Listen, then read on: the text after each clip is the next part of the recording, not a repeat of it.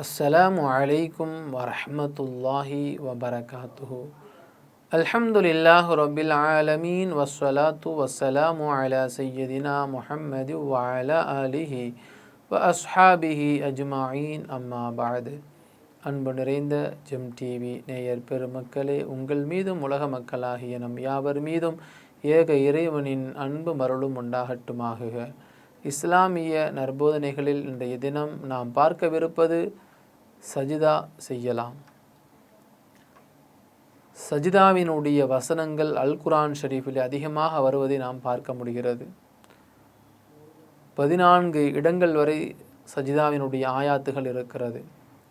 நபிகள் நாயகம் ஸல்லல்லாஹு அலைஹி வஸல்லம் அன்னவர்கள் கூறியதாக அப்துல்லாஹ் இப்னு உமர் ரலியல்லாஹு அன்ஹு அவர்கள் கூறுகிறார்கள், ஸல்லல்லாஹு அலைஹி வஸல்லம் அன்னவர்கள் அல்லாஹுவால் அருளப்பட்ட சில சஜிதாவினுடைய வசனங்களை ஓதுகிற பொழுது ஸல்லல்லாஹு அலைஹி வஸல்லம் அன்னவர்கள் உடனடியாக தக்பீர் சொல்லி சஜிதாவிலே தன்னை ஈடுபடுத்திக் கொள்வார்கள்.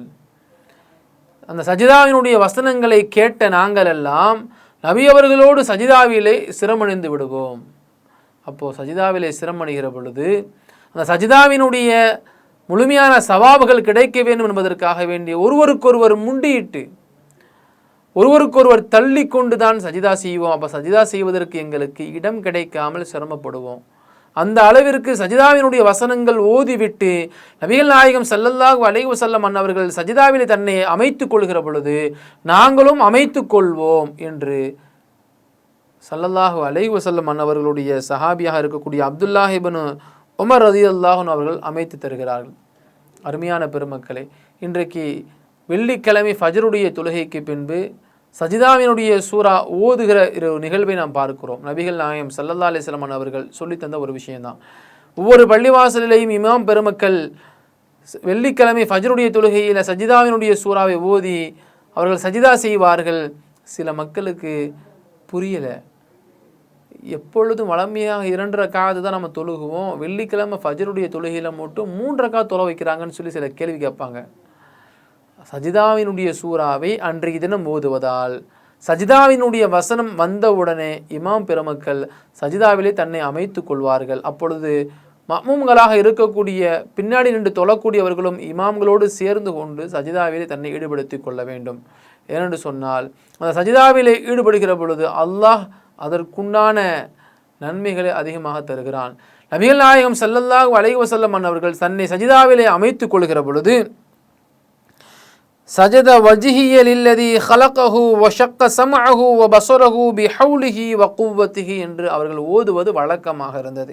அந்த சஜிதாவிலே நபிகள் நாயகம் ஸல்லல்லாஹு அலைஹி வஸல்லம் அவர்கள் சொல்வார்கள், என் முகத்தை படைத்து அதில் தன் அறிவாலும் ஆற்றலாலும் செவிப்புலனையும் பார்வைத்திறனையும் ஏற்படுத்திய இறைவா, உனக்கே எல்லாம் பணிந்தது என்று, உனக்கே என் முகம் பணிந்து நிற்கிறது என்று நபிகள் நாயகம் ஸல்லல்லாஹு அலைஹி வஸல்லம் அவர்கள் அந்த சஜிதாவினுடைய திலாவத்தின் சமயத்திலே சஜிதா செய்கிற பொழுது தன்னை அவர்கள் ஈடுபடுத்திக் கொள்கிற சமயத்தில் இத்தகைய வார்த்தைகளை ஓதுவார்கள். இது தெரியவில்லை என்று சொன்னால் வழமையாக சொல்லக்கூடிய சுபஹான ரப்பியல் அலா என்கிற அந்த தஸ்பீஹையும் சொல்லலாம், தவறு கிடையாது. ஆனால் இருந்தாலும் கூட நாம் குர்ஆன் ஷரீஃபை ஓதுகிற பொழுது சஜிதாவினுடைய ஆயாத்துகள் வந்தால் சில பேருக்கு அது தெரியலை. குர்ஆனில் எத்தனை இடங்களில் சஜிதா ஆயத்துகள் வருகிறது என்பது தெரியலை. குழந்தைகளுக்கும் அது விளங்காமல் இருக்கிறது. அப்போது குழந்தைகளாக நம்மிடத்தில் குர்ஆன் படிக்கக்கூடிய பிள்ளைகள் இருந்தால் எத்தகைய சூறாக்களில் சஜிதாவினுடைய வசனங்கள் வருகிறது என்பதை நாம் அவர்களுக்கு கோடிட்டு காட்ட வேண்டும். அவர்களுடைய காலங்களிலே குர்ஆன் ஷரீஃபை ஓதுகிற பொழுது சஜிதாவினுடைய வசனங்கள் எதுவென்பதை தெரிந்து கொண்டால் சஜிதா செய்வார்கள். அப்படி சஜிதா செய்கிற பொழுது அந்த சஜிதா செய்வதற்கு யார் தூண்டினார்களோ அவர்களுக்கும் நன்மை கிடைக்கிறது, யார் ஓதினார்களோ அவர்களுக்கும் நன்மை கிடைக்கிறது. ஆக இமாம் பெருமக்கள் பிள்ளைகளுக்கு குர்ஆன் ஷரீஃப் சொல்லிக் கொடுக்கிற பொழுது அந்த சஜிதாவினுடைய ஆயாத்துகள் வந்தால் எப்படி சஜிதா செய்யணும், அந்த சஜிதாவின் திலாவத்தினுடைய விஷயத்தில் நாம் என்ன ஓத வேண்டும் என்பதையும் அவர்களுக்கு கற்றுக் கொடுக்கணும். அப்படி கற்றுக் கொடுத்து அந்த நன்மைகளையும் அவர்கள் பெற்றுக்கொள்ளட்டுமே. அருமையான நேயர் பெருமக்களே, குர்ஆன் ஷரீஃபை நாம் எந்த அளவிற்கு ஓதுகிறோமோ அந்த அளவிற்கு நம்முடைய உள்ளம் தூய்மை அடைகிறது. குர்ஆன் ஷரீஃபை எந்த அளவிற்கு நாம் ஓதுகிறோமோ அந்த அளவிற்கு நமக்கு மனது நமக்கு தெளிவடைகிறது என்று அல் குர்ஆன் ஷரீஃபிலே நமக்கு பல இடங்களிலே பார்க்க முடிகிறது. நபிகள் நாயகம் ஸல்லல்லாஹு அலைஹி வஸல்லம் அன்னவர்கள் தொழுகையிலே தன்னை ஈடுபடுத்தி கொண்டார்கள் என்று சொன்னால் குர்ஆனுடைய வசனங்கள் அதிகமாக ஓத ஆரம்பிப்பார்கள். நமக்கு எல்லாம் சின்ன சின்ன சூறாக்கள் தான் தெரியுது, பெரிய பெரிய சூறாக்கள்லாம் தெரியலை. ஆகையினால அதிகமான சூறாக்களை நாம் மனனம் செய்து கொள்ள வேண்டும். அப்படி மனனம் செய்து கொள்வது மட்டுமல்ல, அது தொழுகையில் ஓதும் வழக்கமுடையவராக நாம் நம்மை அமைத்து கொண்டோம் என்று சொன்னால் அதிகமான நன்மைகள் நமக்கு கிடைக்கும். அல் குர்ஆன் ஷரீஃபை ஓதுவோம், அதனுடைய நன்மைகளை பெறுவோம். அல்லாஹ் அதற்கு அருள் புரியட்டும். அஸ்ஸலாமு அலைக்கும் வரஹ்மத்துல்லாஹி வபரகாத்துஹு. இன்ஷா அல்லாஹ் மீண்டும் நாளை சந்திப்போம்.